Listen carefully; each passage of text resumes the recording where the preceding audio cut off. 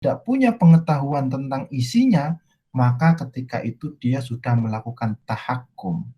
Tahakum itu membuat-buat hukum yang tanpa didasari oleh keyakinan dari sisi pengetahuan bahan dan prosesnya, dan tidak punya pengetahuan terkait metodologi penetapan kehalalannya. Nah, orang yang tahakum membuat-buat hukum itu tidak boleh di dalam agama. Nah, saya menyebutkan di sini surat An-Nahl, wala taqulu lima alsinatukum lima tasifu alsinatukumul kadhiba hadza halalun wa hadza haramun litaftaru 'ala Allahil kadhib. Innal ladzina yaftaruna 'ala Allahil kadhiba la yuflihun. Jangan kalian itu mengucapkan dengan mulut kalian hadza halalun wa hadza haramun. Barang ini halal, barang ini haram. Litaftaru 'alallahil kadhiba, dengan kalian itu membuat-buat sehingga kalian itu berbohong. Artinya membuat-buat itu tidak didasari oleh pengetahuan yang cukup tentang bahan dan prosesnya, dan tidak didasari dengan pengetahuan yang cukup tentang metodologi penetapan fatwa. Itu namanya iftira, itu namanya membuat-buat, ya.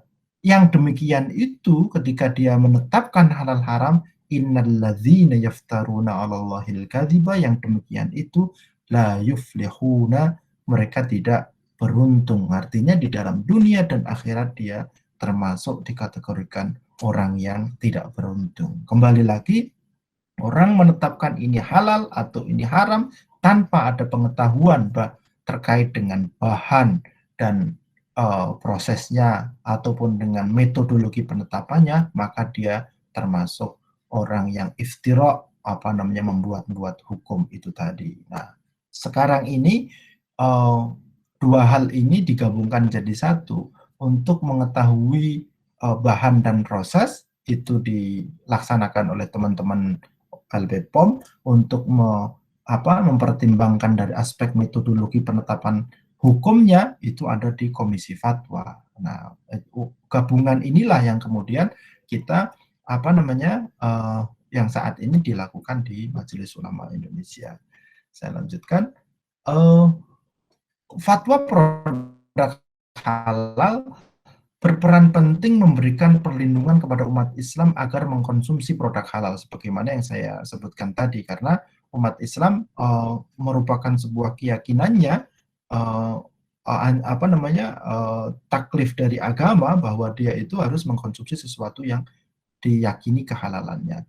Fatwa produk halal dilakukan oleh pihak yang punya kompetensi dalam menetapkan fatwa dan melalui rangkaian prosedur penetapan fatwa yang sesuai dengan kaidah perumusan hukum Islam atau istinbatul hukum. Seperti yang saya sebutkan tadi, bahwa untuk menetapkan fatwa itu, untuk menetapkan ini halal atau haram, itu ada proses yang harus dilalui.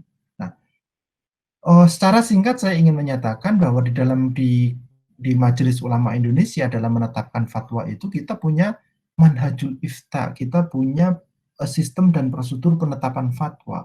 Ada metodologi yang harus dilalui, dijalankan oleh Komisi Fatwa Majelis Ulama Indonesia. Prinsip yang secara ringkas disebutkan, kita menganut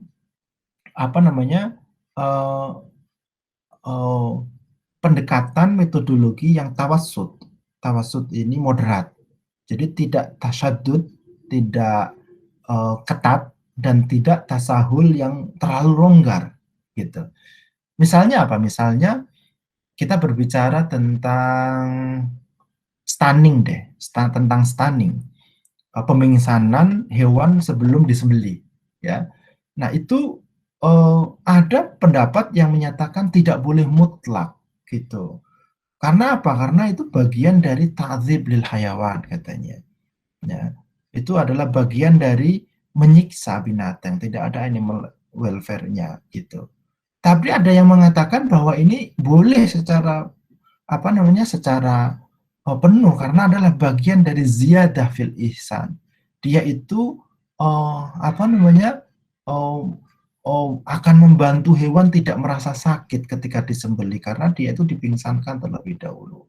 Nah, kita di Majelis Ulama Indonesia tidak menolak secara penuh ataupun tidak menerima secara penuh, tapi kita terima dengan syarat, ya. Syaratnya dia itu masih ada hayatun mustaqirrah, masih hidup. Yang kedua, tidak ada luka permanen misalnya. Nah, ini pandangan tawassut, pandangan moderat ini akan menjadi pijakan di dalam fatwa tentang makanan di Majelis Ulama Indonesia. Kemudian yang kedua, kita menggunakan al-akhdhu bil akhwat wal khuruj minal khilaf. Kita juga menggunakan pendekatan lebih hati-hati, dan kita al-akhdhu bil akhwat itu pendekatan lebih hati-hati, dan al-khuruj minal khilaf itu kita berusaha keluar dari perbedaan pendapat. Contohnya adalah ketika kita berbicara tentang istihalah, transformasi, ya. Istihalah atau transformasi ini di dalam khazanah hukum fikih kita itu dianut oleh para ulama di mazhab Ahnaf, Imam Hanafi, ya. Di mazhab Hanafi itu dikenal adalah perubahan dari satu zat dan sifat ke zat yang lain dan sifat yang lain. Misalnya waktu di istilahnya itu ada hadis yang menyatakan ada anjing yang dia itu mati di mumallih, di tempat pembuatan garam sekian tahun, kemudian anjingnya itu udah melebur jadi satu, kemudian dikonsumsi. Nah, itu sudah istihalah, sudah berubah. Dalam konteks sekarang ini misalnya adalah bahan-bahan yang sekarang ada, misalnya minyak dari babi misalnya, ekstrimnya diubah kemudian menjadi sabun misalnya. Nah, itu terjadi perubahan, sudah beda katanya seperti itu. Nah, dengan teori istihalah ini kemudian hukumnya menjadi beda. Sabunnya sudah tidak najis lagi karena dia sudah sudah berubah seperti itu. Nah, di Majelis Ulama Indonesia tidak serta-merta seperti itu. Kita mengambil pendapat yang lebih hati-hati gitu. Istihalah tidak menyebabkan sesuatu itu menjadi halal atau sesuatu itu menjadi tidak najis gitu, kecuali hanya dalam satu qadhiyah, satu kasus, yaitu berubahnya khamar menjadi cuka. Nah, ini dalam pandangan Majelis Ulama Indonesia itu itu bisa diterima karena itu adalah bagian dari transformasi. Nah, itulah yang berlaku di Majelis Ulama Indonesia. Nah, di Majelis Ulama Indonesia juga dalam menetapkan fatwa itu dasarnya tetap ada Al-Quran, hadis, ijma, qiyas, dan dalil lain yang mu'tabar. Ini adalah hal-hal yang sudah disepakati para ulama umat Islam dari sepanjang zaman, bahwa sumber hukum Islam yang disepakati itu kan Al-Quran, hadis, ijma, qiyas, ya. Nah, kita masuk lagi. Prosesnya sebelum fatwa ditetapkan dilakukan kajian komprehensif meliputi tasawurul masalah, rumusan masalah, dampak sosial kegiatan sosial keagamaan, titik kritis dari berbagai aspek hukumnya. Ini kita kaji lebih jauh. Tasawurul masalah itu biasanya kita akan mencoba nyari tahu sebenarnya yang ditanyakan ini masalahnya apa. Sebab kalau seorang mufti menetapkan hukum sebelum dia itu mengetahui secara pasti apa yang akan dihukumi, maka bisa jadi hukum yang akan dikeluarkan itu salah. Karena apa? Karena al-hukmu far'un an tasawwurihi. Sebuah hukum itu bagian dari bagaimana dia memahami permasalahan yang akan dihukumi itu. Atau dalam kaidah lain, al-hukmu tasawwurul mas'alah nisful hukmi.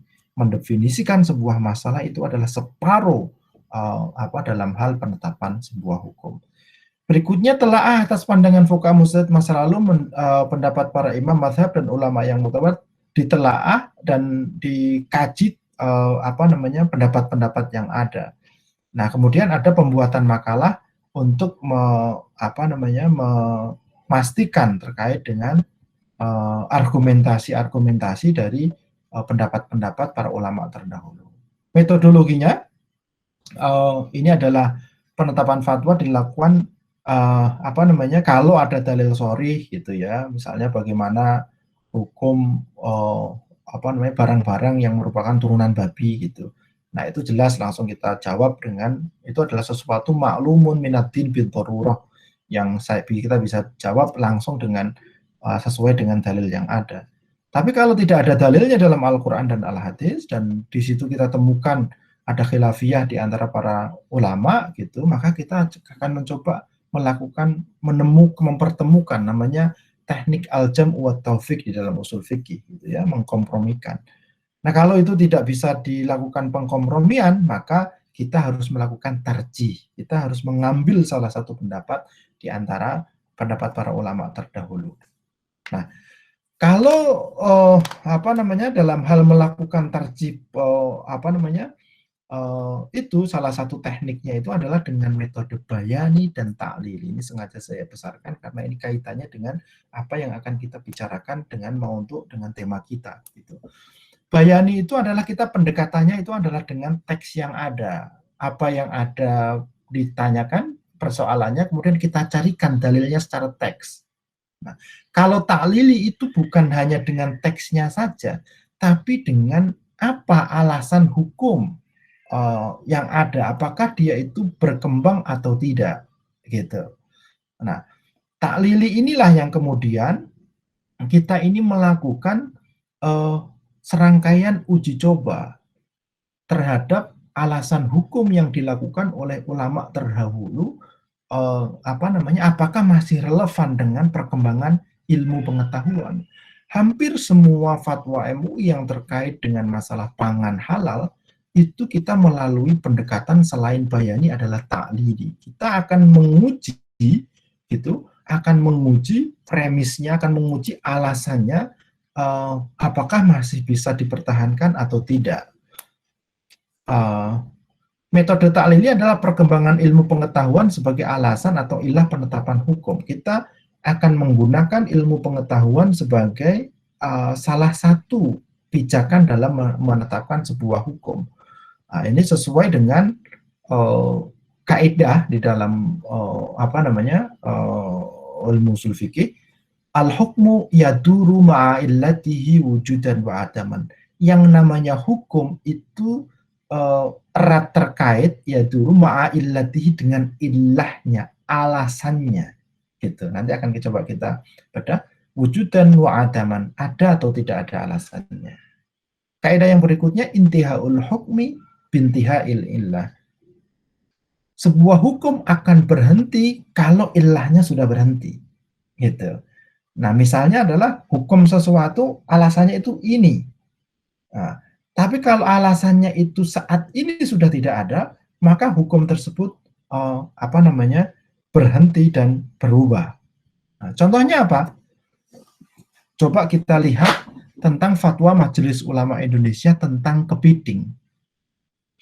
Di dalam fatwa kepiting, fatwa Majelis Ulama Indonesia menyatakan bahwa kepiting adalah halal dikonsumsi sepanjang tidak menimbulkan bahaya bagi kesehatan manusia.